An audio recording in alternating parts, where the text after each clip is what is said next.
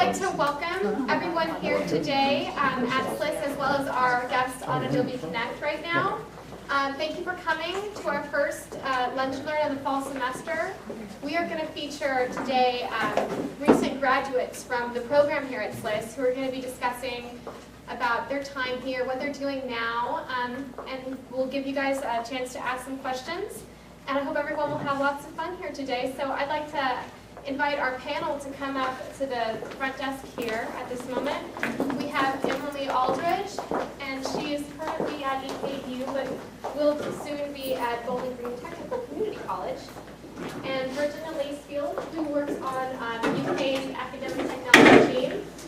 And Matt Cockerell, who is also with IT here at UK. And Anthony Ubelhor, who has been working with IT here at SLIS.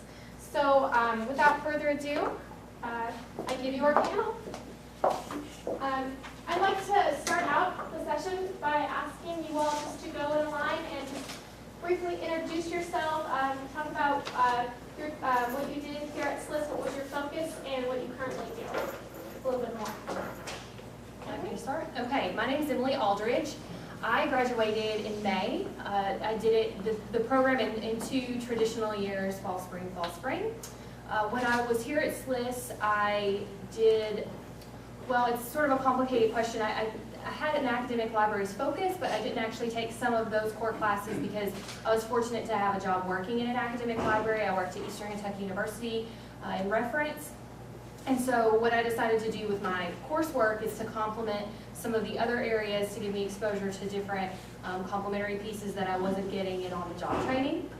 And as Heather mentioned, I was fortunate to be promoted to a full-time reference instruction position in January of this year, and then recently accepted a faculty librarian position at Bowling Green Technical College.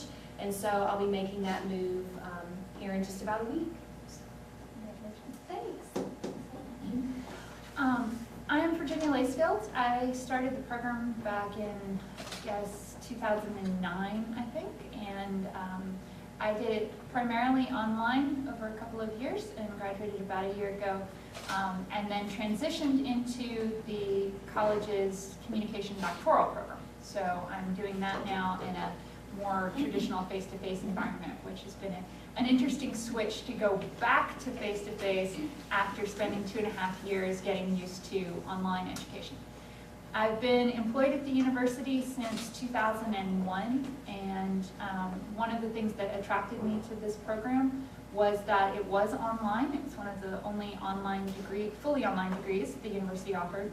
And because I work in academic technology and I support faculty and students that use our technology products, I thought it would be a good idea to get some experience being a student in a program and get that other perspective as a user. So it was really invaluable. And I liked the focus on information sciences in the program, so I did kind of the IT information sciences track. But I also found that a lot of the courses I took that were specifically focused on libraries taught me things that I could use in my job as well, just pulling them out of the library's focus and saying, well, I can apply the same skills that I would use as a research or reference librarian and use them when I'm working with clients and I'm troubleshooting problems in information sciences areas.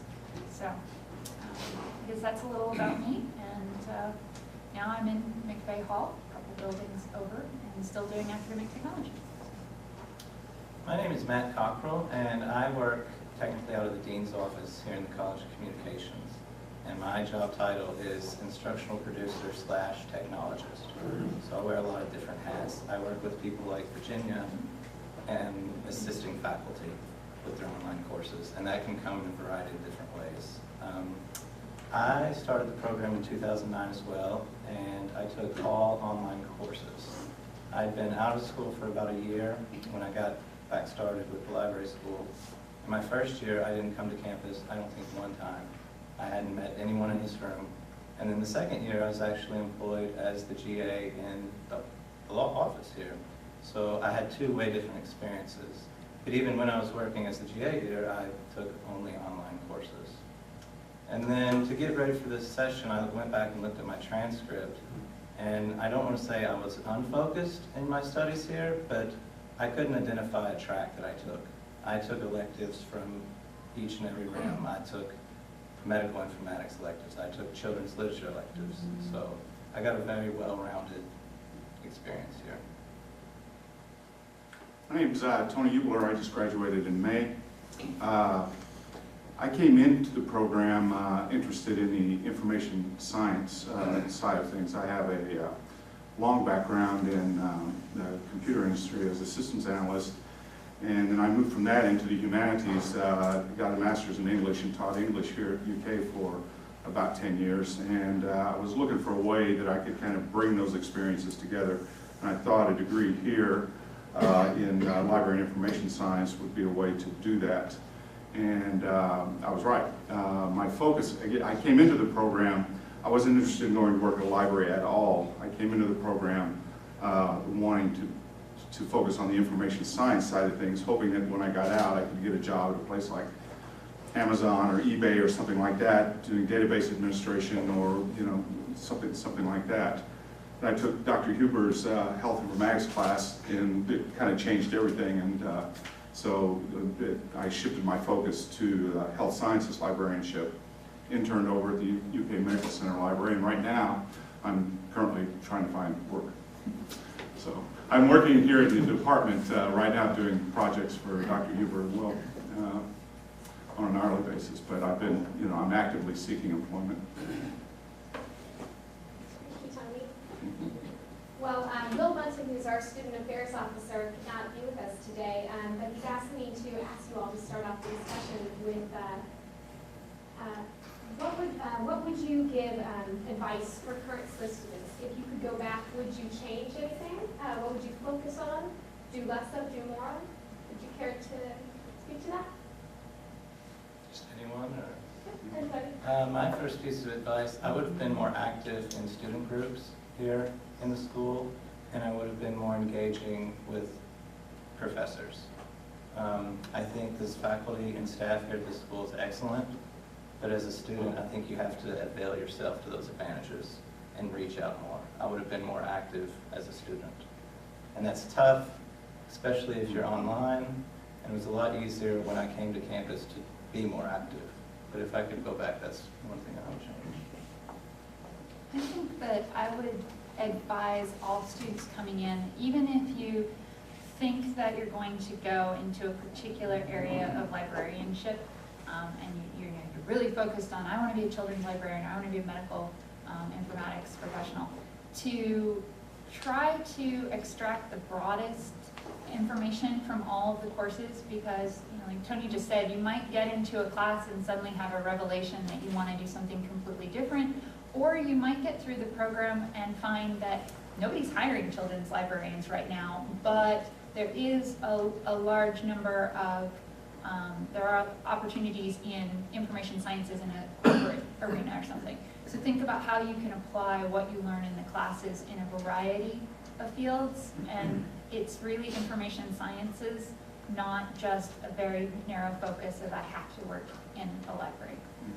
I also found some of the other classes I took, like I took a course in library management, which was wonderful. It was sort of a business kind of class, and it I think would be very helpful for anybody who wants to move into an administrative position. So some of those courses that are outside your traditional how do I be a librarian are really, really wonderful as well. And I would add to just what Virginia said, because I really like that concept of looking broadly and looking at how it will be applicable to your future. And I would just take that one step further as well and just say, get in the field. And if you're getting paid for it or not, you have to figure out what that coursework looks like in the field. And it will do one of two things for you. It will make you completely change your mind, or it will really reassure you and make you work harder. Because a lot of what we do is theoretical in the classroom, and it's really important that that basis is there. But where the rubber meets the road is in the information center of your choosing. And if you are not in the trenches, so to speak, you're going to have a hard time adjusting to the actual profession and a hard time in the market. And I think, and I say that because I think that this department does an excellent job of giving everyone a multitude of opportunities to do that. So there are connections that we have all over, you know, the city, most, for those of you who are here, those who are online, you know, all over the state, a lot of different resources, and you have to take advantage of that. Do a field experience. That was one of the most valuable experiences that I had. I worked with Gordon across the way in special collections. Do an alternative spring break. I did the Library of Congress. That was invaluable. And even if they are not as formal as that, you need to absolutely be there. So like Virginia was saying, if you explore that children's library class, even if you're not sure that's where you're going, volunteer for a few story hours at Lexington Public. Find a way to make that happen, because that's going to let you know the reality of the situation, and it's going to just reaffirm where you want to go and give you some fuel to get there, or it's going to really help change your direction and encourage you to explore other avenues. It's really important. It also gives you something great to talk about when you start interviewing after you get out of the program. And if you think carefully about what you can pull out of each of these experiences, even if you're not going into children's librarianship, but you did do some kind of internship or experience, maybe you can talk about interacting with customers, or doing a lesson plan, or pulling materials for a certain demographic that could apply in another area as well. Because a lot of times you're learning a skill, like how to think about your audience and how to target to the audience. And if you approach it that way, rather than, I know a lot about kids, what you really are learning is, I know a whole lot about how to analyze a target audience. That skill is going to be much broader for you overall. And as somebody that, again, is currently sending resumes out, I'm looking at job listings daily, every day. And, I've read so many of these things, and I keep seeing these kind of themes that keep reappearing over and over and over in all of the job listings that we go. And there's certain skill sets that I think whatever you're going into, that they're looking for, out there.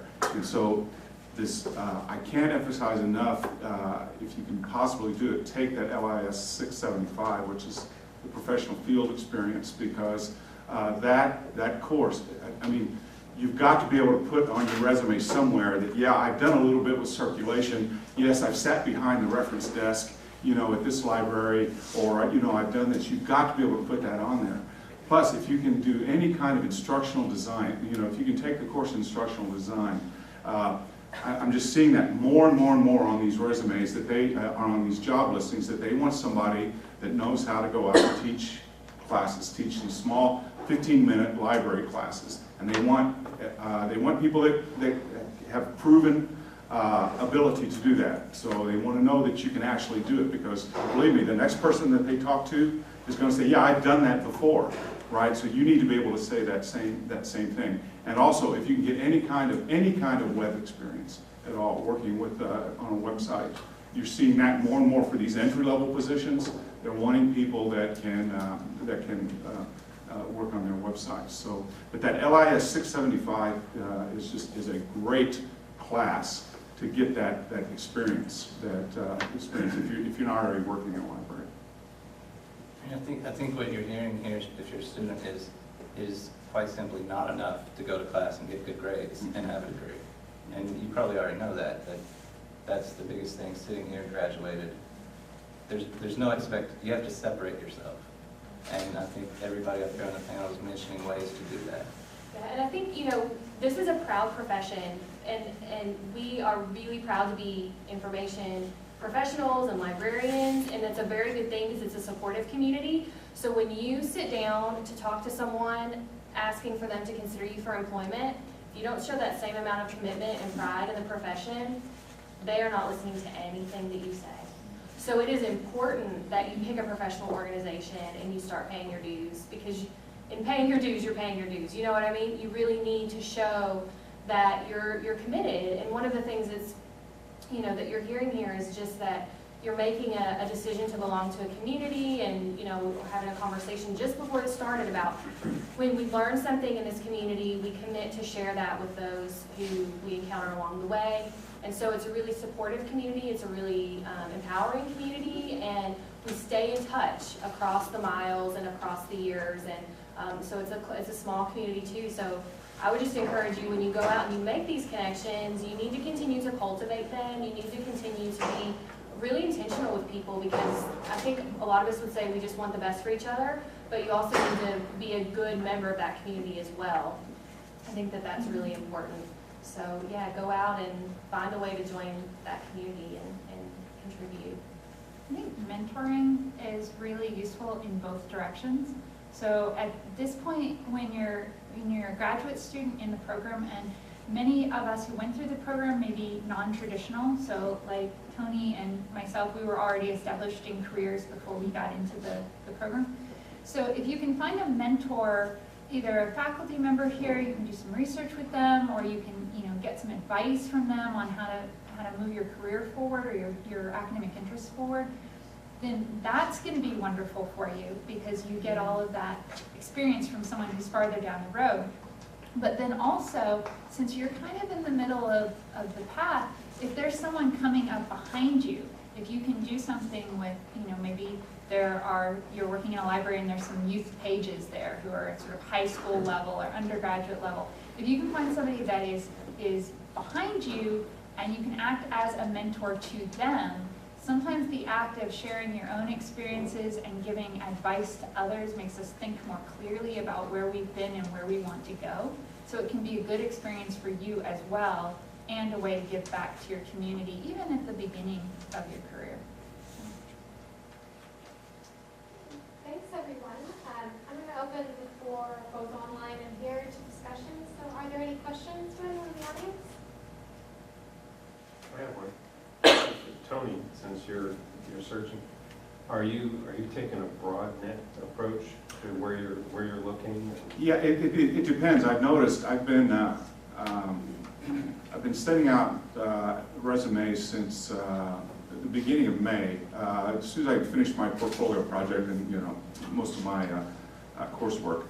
But I've noticed that the job listings are coming across in kind of waves. So there will be a whole. I'm specifically looking for a medical library, but I need a job. So I mean, if I'm also looking at academic libraries if the mix of skills that I have kind of fits the job. I'm not going to really apply to a job that I know that I just don't have a chance for, or that my skills don't really fit what they're looking for. It's a waste of time. It takes a long time to put a cover letter together, to send out to them, and it's not worth it. But yeah, so it's mostly medical libraries, but I'm also applying to academic libraries and community colleges, people that are looking for teaching experience or technology experience. But it's a slow process. The academic, if you're going to work at a college or something. I was telling people I applied for a job at the University of Louisville in their health sciences library. I applied for the job in May. In June, I got an email asking for a phone interview. In July, they asked me to come down for a face-to-face interview, and I didn't find out until August that I didn't get the job. So I mean, it's a really long, slow process, Yeah, that's pretty fast, yeah. Yeah, right. And so I had a phone interview last night with the University of Arkansas at Fort Smith, and they're looking at hiring in December. Bring somebody in December. So I mean, it's a slow process, and so it's real easy to get frustrated and say, why aren't I getting any calls? But then I go back and I look, because I keep a real list. I'm a librarian, I can have everything. I got a real detailed list of everybody I sent resumes to, when I sent them out, when the deadlines were, all that other kind of stuff. And I started counting them up, and I'm saying, well, I'm getting responses in like 1 out of 7. That's good. Yeah, I mean, that's really good. And I was out of work for 2 years trying to find a job as an editor or something like that. And I'd sent out probably in that time 250 resumes and got 2 responses in 2 years. So I'm saying 1 out of 7, that's not bad. So just to follow up, you feel like, with this experience, say a job came up and it was promising, but it's off, sort of off message, where you still feel able to invest. Say if you ended up in a small academic institution in charge of information literacy. Yeah. Would I take the job? Yeah, would you? Yeah, pretty much, yeah. I mean, there are jobs that I've applied to. For instance, I get a lot of response from jobs that are looking for somebody on the technical side of things, because I spent 15 years as a systems analyst in the computer business. So, you know, I've got, but that, I mean, that, you know, I haven't done that since the 90s. So, you know, but I've got this depth of real technical experience. So, like this job, excuse me, Fort Smith, Arkansas, that I just interviewed for last night, they want somebody, they want a web services librarian. So they want somebody that's going to come in there and, you know, maintain their website, have vision for creating, you know, keeping the system going and all this other kind of stuff. Now that's not really what I want to do. I mean, I like doing web work. I've been doing it since the web came about.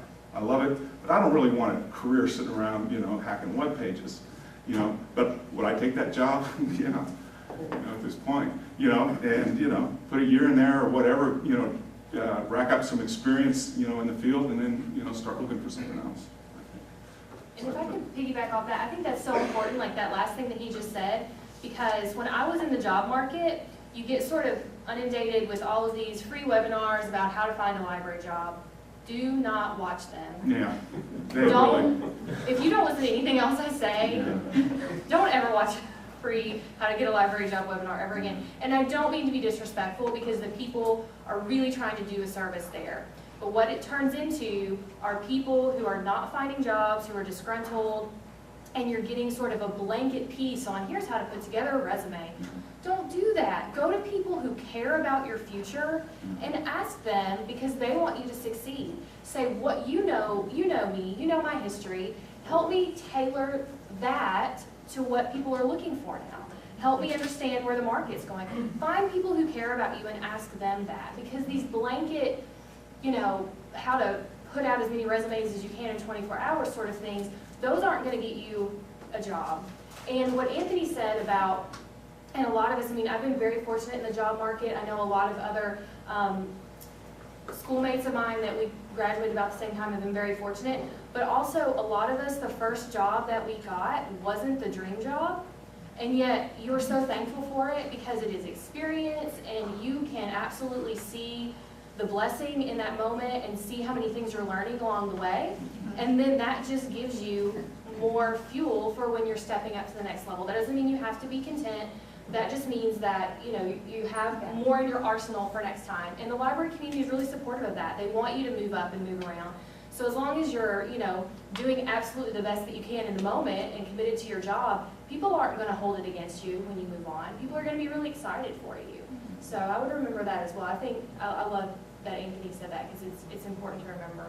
I think you can get something out of just about any experience you have. I mean, I could sit here and list a number of things that have happened to me in my life in the last 10 years that grew out of a required course that I had to take that was, you know, so uninteresting to me, and I didn't really want to be there. But then I got into it, and you know, maybe 90% of it was stuff I already knew or stuff that wasn't really relevant or whatever, but there was some gem in there that had a life-altering experience. That either opened, you know, an internship that opened a door to me, or a class project that gave me skills that a year later in my job I went, oh wait, I can do that because I did this other random thing, and I didn't see at the time how it was going to fit into my big picture, but it turned out to be something really valuable.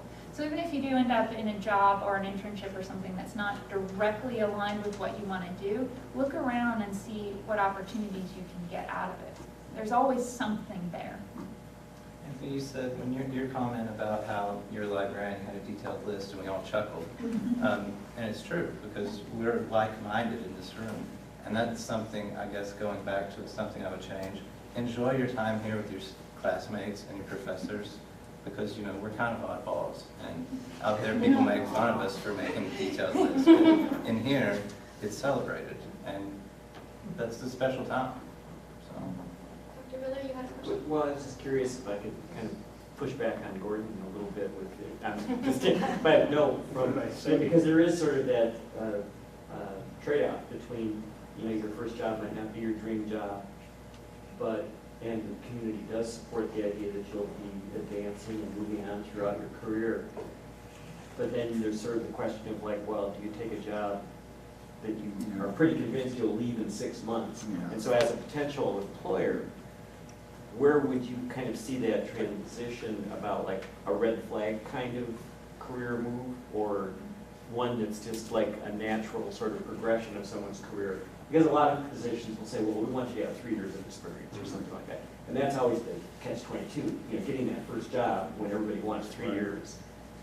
Do you see any, or do you have any advice about strategies when students are looking for work, confronted with maybe a non-dream job, but something that would be okay, about what kind of commitment they should be willing to make to that? Yeah, well, we do face this in special collections, where I work. I'm in charge of what they call library operations, which is the reading room, research, collections. I'm also the building supervisor. But just sort of working with my colleagues who are on the archive side, that's a really broad area, and they have people coming in who have very, very specific ideas about the kind of archives job they really want, and they may not have it. And so in the course of interviewing, or just talking ahead of an interview even, they have to introduce the idea that there's an aspect of the greater good for the work that the institution needs to be done, and also for your building experience in an area that you hadn't quite thought about. Maybe you thought, right now we have a learning lab program in archives where we have 4 different projects that we need to get done, and we're inviting undergraduates to apply to work in one of these 4 projects. And so there was medieval manuscripts. This is I think, a good example of what people targeting. They had medieval manuscripts, some Henry Clay correspondence, a diary that was very, very focused on one period in Kentucky history in the 1850s, and a collection of letters from about the 1860s to last week from somebody else's collection. And the application spread was fascinating because out of the applications, I think 80% wanted to do the medieval manuscripts. Two of the areas were sort of second choices for some people. One area didn't get any interest.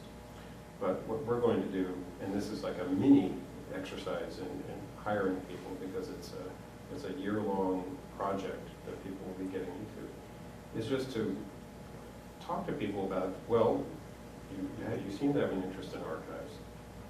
Medieval manuscripts are really cool, and we have some that are 800 years old, and you might not get a chance to work with things like this again. But also, these 19th and early 20th century letters are probably more exciting, especially if you don't know Latin that well. And you can work your way in, and also in working with them, you will learn the nuts and bolts of archives work. So that's one area that very recently I've been, where you have to, it's a negotiation, I think. Now, it can't with, I guess, a real live employer, because when I bring somebody in to my department, I have to know that they have an interest, and that there's some passion there. And I think if somebody comes across as indicating that, well, I'd really rather be working in technology, but this old book stuff seems kind of all right, they're not going to be hired. And a lot of that just comes across in body language. And cover letters are very, very important to us. They really do cut to the chase, and I'd say, really work on a cover letter. I want to second that, because one of the things that I do in my job is hire student interns for UKIT, and I often will ask for certain materials in a job description, like I want a cover letter and a resume and things. And when I get applications that don't include the required materials, my first thought is, okay, well, if you can't read the description and submit the things that I asked for, I want a cover letter because I want to see whether the person can write coherently. and I want to see whether or not they have a specific interest in the job. I don't want a cover letter that's, hi, I would like to come and work for your company because I think your company is great. I'm not a company, I'm a university, or so on and so forth, where it's very obvious that it's been a template and the person just changed a couple things. That's very, it's only a little bit better than not sending me one at all. I find that the best employees that I get are students that are coming in and they can clearly tell me in an interview, well, I have these interests in my academic life, or I have these interests in my career, and I think I want this internship because some aspect of it is going to help me in my progression. Now, that student may only stay with me for a semester, or that student may stay with me for 2.5 years, but if they come in and they can show me they have that interest and they've clearly identified a few areas where my job is special to them, then that's going to go a lot farther as a hiring official when I choose who I want to bring in. Somebody with a great interest can do more for me in 6 months, even if they turn around and leave and go on to another job, than somebody who has no interest in a year or two. So that cover letter is important, and it's very, very hard to write. I come from a business background, before coming into academia, and so when I first started going out and applying for these library jobs, I was using the standard business model that you would use in a cover letter applying for a corporate position, which is 4 paragraphs, 3, 4 paragraphs. You got a form, you follow. Believe me, that is not what they're looking for here. They're looking for the academic model, and most of them, it's like you don't want to go above 5 pages, with the cover letter. But you've got to make sure in that cover letter that you address every item in their qualifications that they're looking for. Every item, you should have a paragraph in your cover letter, how you address that. And you talk about the 3-year experience. I see that all the time, but I've really been able to get past that, at least with the phone interview stage, by acknowledging right up front, I don't have the 3 years experience that you're looking for. However, I have these experiences that are easily transferable to your stated goals for this position, and spell it out, what specific skills I have and how those are going to meet specific goals, for that job. And believe me, I've had probably three phone interviews where they specifically wanted 3 years experience. I've got 1 semester experience working in a library, but I've still managed to get those interviews, so.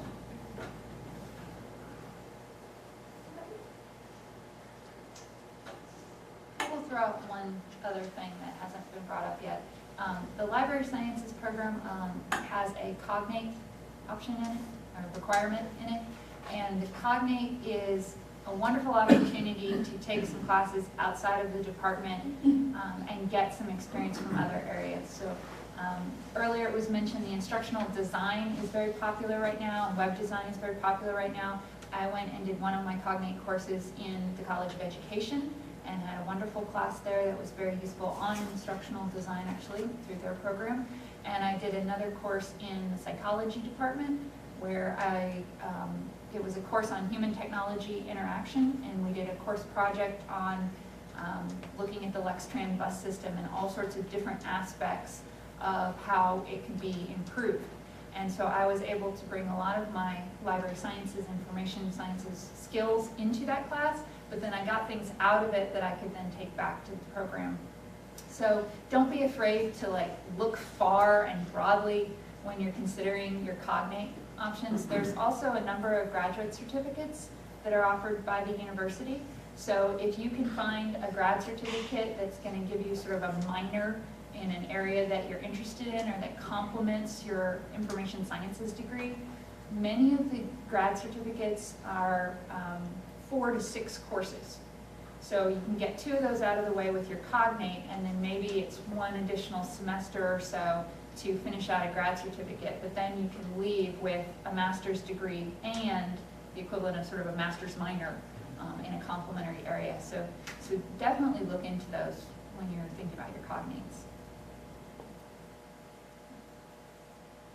I'd like to take the chance to, first of all, say I'm honored to be asked to speak here today. I'm really proud to be an alumni of this school. And working on campus, it became evident very quickly that this school is looked to as a leader in online education here at UK. And that's something to really be proud of. You guys have excellent faculty, staff, and administrators here as students. You're very lucky. I actually have a question for Emily. I know that you were the president of ALA during your time here, and if you could just speak a little bit about being involved with student organizations and those opportunities. Okay. Student organizations are an interesting animal with an online program because obviously you're trying to be all things to all people, but the bottom line is that organizations are important in our profession, so organizations should be important to you as a student. And the student organizations that we have are closely aligned with the professional organizations, ALA, SLA, the archival one, I forget their acronym, forgive me. Thank you, SAA.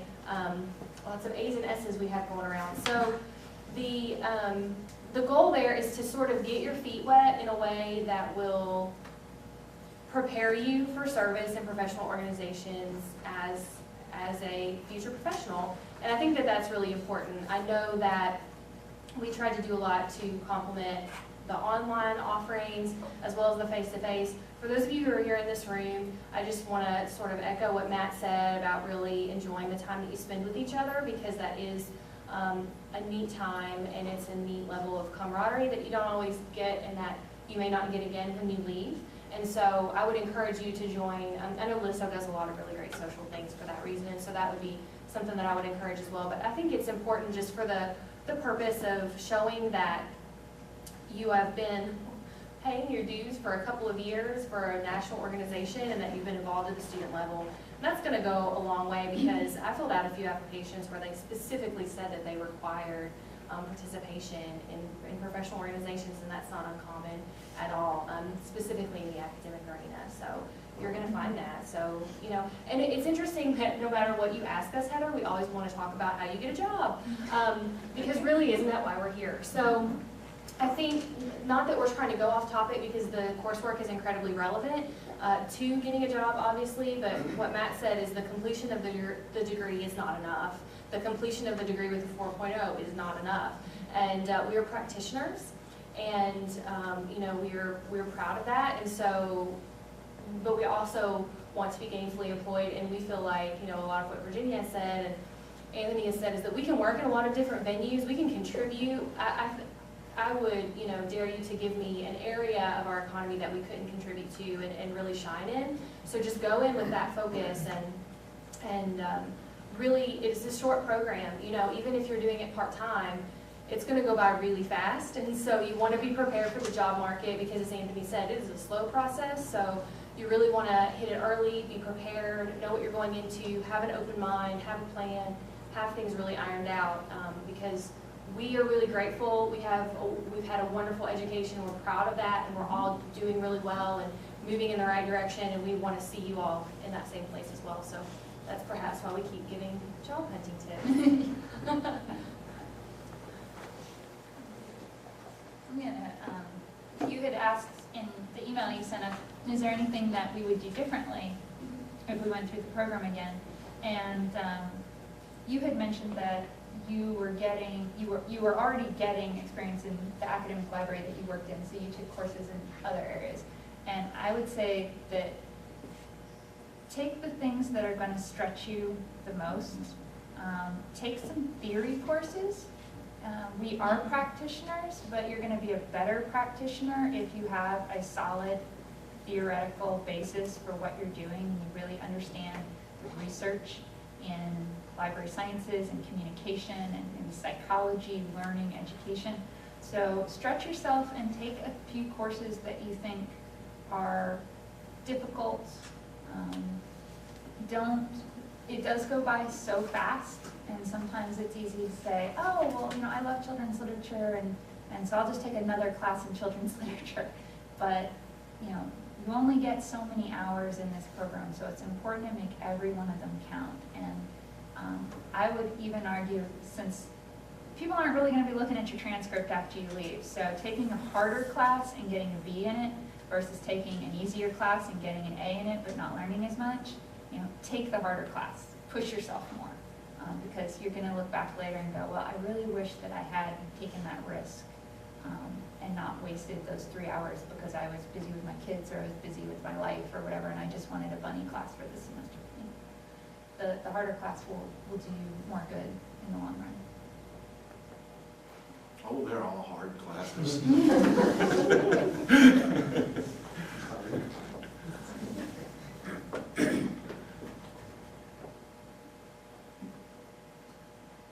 Yeah, I can't think of anything I would do different. I wish, I know that the program is making a more concerted effort to push this LIS 675, the professional field experience. I wish I had known about that sooner. I kind of stumbled upon it the last minute. It was, going into my last semester here, and I found out, hey, there's this LIS 675, this professional field experience that I could. And so I was lucky that I was able to take it. And my only regret is that I didn't take that sooner, because I think it would have opened some additional doors as in GA ships or whatever else. But I think that other than that, I came in, I really wasn't interested in the library courses, but as you point out, you start taking these things and you start learning, these skills, and it's like, wow, this is kind of cool, really, and so you got to keep an open mind. You got to keep an open mind to your studies, I think. I want to clarify the bunny class for Oh. Mark. I feel bad about that. It's not that there are certain classes that are just a walk in the park. It's that if you are already highly skilled in a particular area and you're taking your third or fourth class that's about that same thing, then you're not stretching yourself. That class may be difficult for somebody who doesn't already have those skills, but you are just doing the same thing over and over, so you're kind of spinning your wheels. And that's really what I meant by choosing the easy path. Go do the thing, like take the classes outside of the academic library area where you're already getting experience. Take the classes, like maybe a management class if you've never done business management and you think that, oh, well, I'm not really financially oriented. Well, go take that class so that you can be, don't just stay in the path where you're comfortable, because then you don't grow. And I think that is a good point, because we have a very diverse group of students that come to this program from many different backgrounds. And there will be some students, like several of you, who have significant knowledge or experience with IT, for instance, or with whatever, many people already have another graduate degree when they come to LIS. And so I think it does, obviously, easy or hard is in the eye of the beholder. It's sort of, the idea that you might try and get outside your own comfort zone and push yourself and stretch, I think is a really good point. And I also think that, the school is always trying to make program planning easier, and also looking constantly at how well the curriculum fits the needs of modern information professionals. And so right now we're already in the process. I don't know if Director Huber would rather comment on this than have my spin on it, but we're looking at making program changes that would alter the way required courses fit into tracks that we're identifying as specific tracks that you could pursue, and try and give more guidance and structure to students who want to identify a particular way to go through the program. And it's even okay to graduate with 39 hours. I mean, that is, you really, even though obviously most people are very anxious to complete their program of study and get out into the real world, as they say. Real world's overrated. but it's certainly an important goal. But there are times when it might be appropriate for someone to say, I really want to build a little additional expertise in this, and so maybe this semester I'll take a fourth class, and even if it comes out to be an extra, it's okay. You can use that in your job application. I have a question for each of you. What is it about the LIS program that drew you to it? Why not medicine or law or academics or a host of other things? Why this program? I went to law school and I hated it. I'm a lifetime UK student. I went to undergrad here and law school here, and library school here. And the whole time I worked downstairs in the Fine Arts Library. And I loved helping people with an informational need. I like someone coming to me, and because of my expertise and knowledge, I can help them find something that they would have struggled to find. And that when I was out of school not doing anything, I thought, well, I need to get a degree I'm going to use. I really loved working in the library, and I came here. And it was one of the best decisions I've made career-wise. I think, you said, why not, and you listed all these other professions. Well, we support all of those professions. So in some ways, we're sort of spoiled because we don't have to choose. And you really can't see it that way. I mean, a lot of times it makes sense, obviously, to specialize, and some people will get a second degree in a specialization. But I think in my work experience and in the experience I have with the people that I study, we're all service-minded individuals. Even if you're in a strictly technical position, you're behind the scenes, the end goal for what you do is you want to give people access to things that meet their need. So even if you don't feel as comfortable doing this, you're still in a support role. And so I think that you'll find that people are drawn because they want to help. And that was sort of the pull for me. I took a gap between undergrad and graduate school, which I think should be like mandated by the state. I think that it was good for me, but the thing that I kept going back to as I considered all of my options, library school is the one thing that kept coming back. And so it made a lot of sense. I am, with Matt, they should like name something for us in the library. This is my 3rd UK degree. I've got to think too, but when you get a degree, you get the book. Oh, do you really? I've got 2 of them downstairs. I didn't even get the email. Well, it's because you worked in the library. See, I didn't work in the library. Dang it. It's an unadvertised perk. If you work in the library and get a degree, you get to put a dedication on a book for your choosing. Yeah. I won't like to study Carolyn Young. Just teasing. I'm just teasing, as those cost a lot more, I'm sure. But yeah, so I'm a fan of the institution. I am a committed lover and critic at the same time of our school. I love the institution, and Kentucky is home for me, and I wanted to stay in the state and invest in the state, and I knew when I graduated that I wanted to continue to work in the state and invest in the community of the Commonwealth. And all that aside, UK and our program is one of the best choices you can make nationally when you look at the other 47 options, is it, or something like that. So it's a smart decision any way you cut it, but for me as a UK fan and Kentucky girl, it made a lot of sense. And it's doable on a lot of levels. I did a lot of face-to-face stuff, and even when my classes started going online, I started supplementing with things like the field experience and things like other on-campus experiences, the ALA, the student organization, things like that, just to sort of keep me anchored because I like that. So. Since I work for the university and get an education benefit for classes here at the university, I wasn't really looking at institutions outside of the state. But I did take courses in a number of areas before settling on this master's program. And as I said before, the online nature of the program appealed to me because I was a working professional at the time, and it was relevant to my career. But I like a lot of what Matt said applies to me too. I like helping people. In my job, I do a lot of special projects where I connect the people that I work with other people or resources that they need to accomplish a goal. And that may be a technological resource, that may be a human resource, that may be an informational resource, but that kind of problem solving is what I do.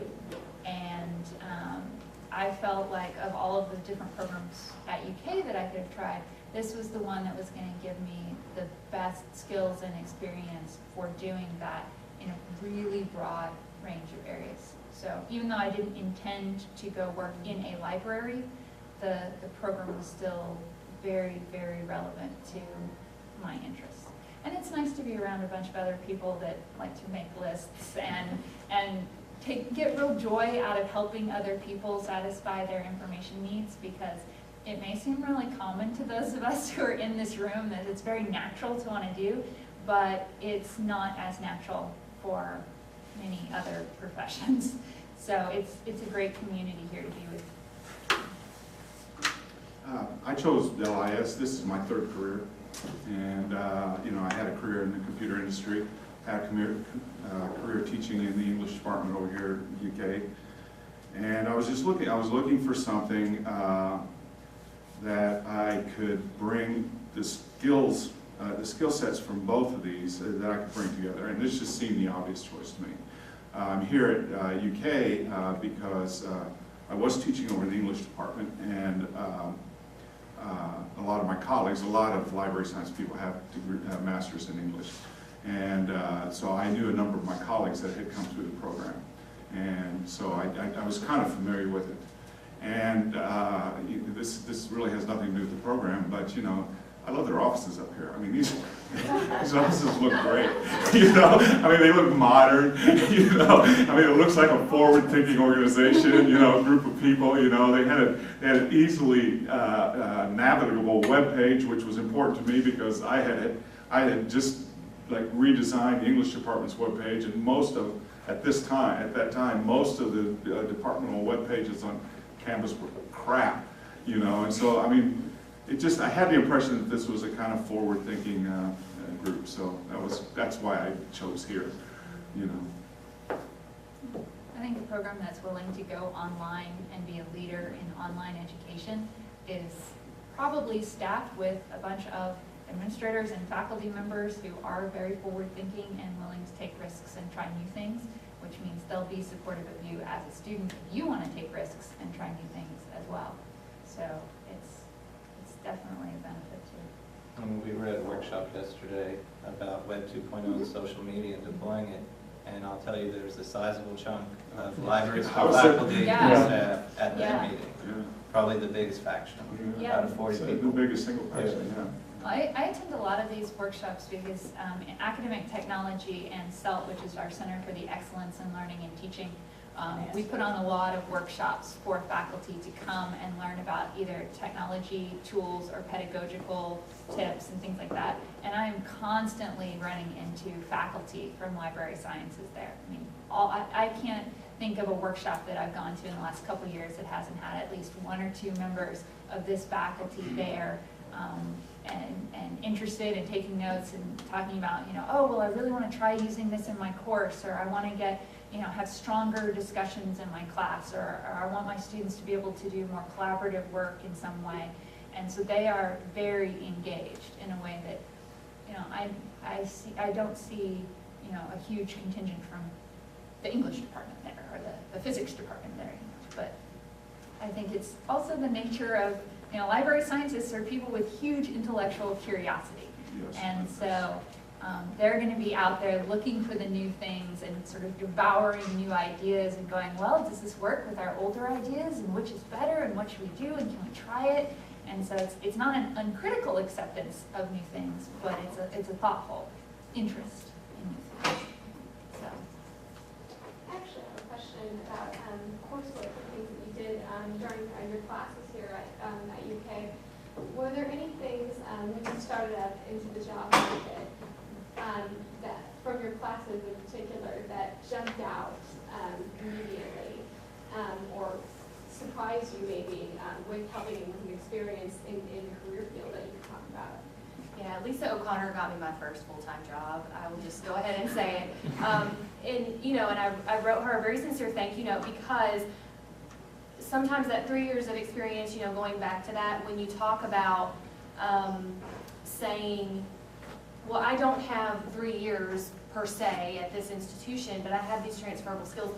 I did that, and I said I have these transferable skills, and I have this class.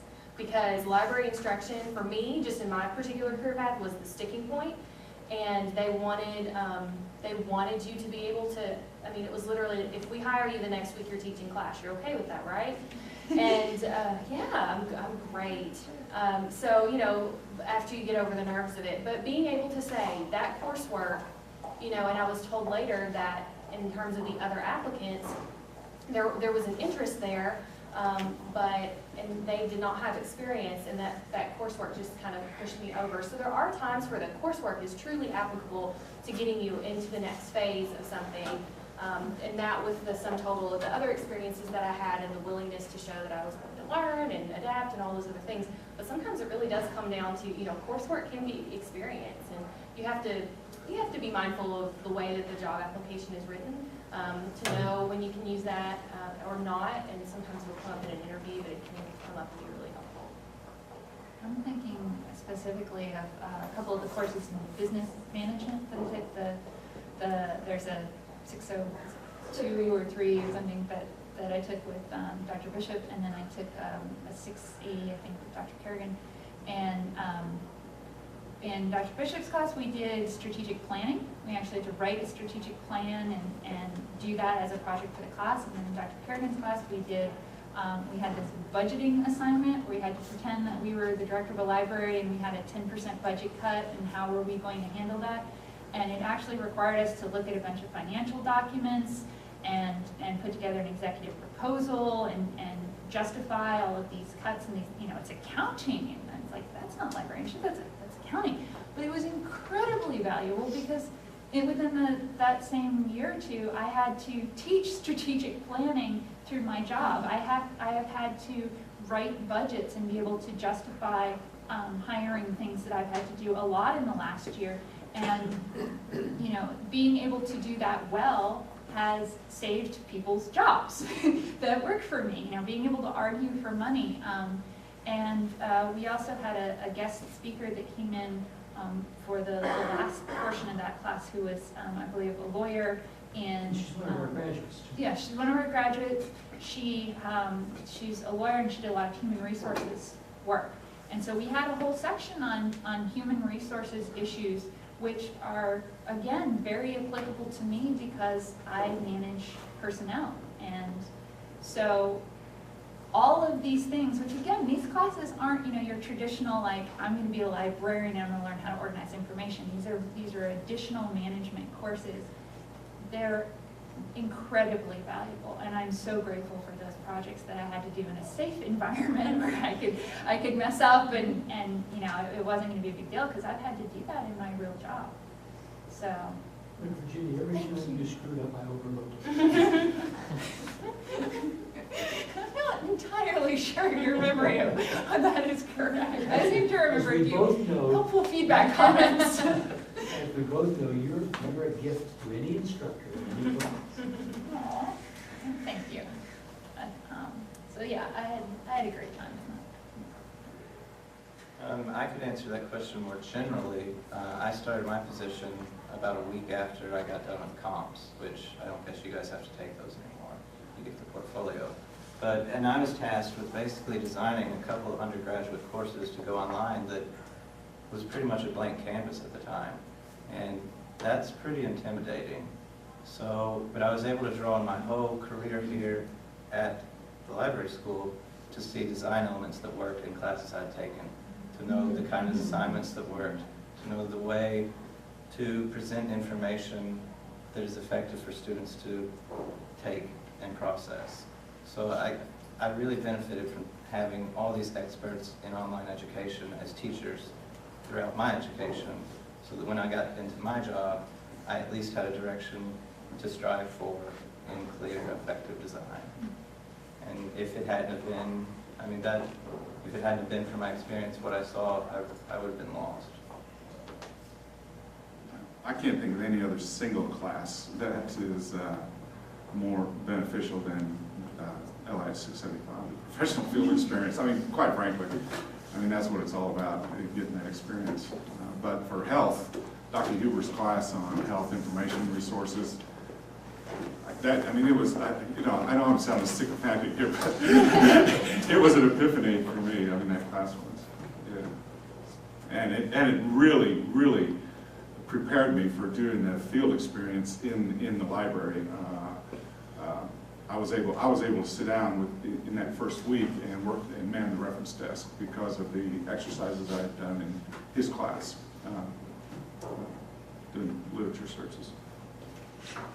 And we're about out of time, so please help me thank our panelists.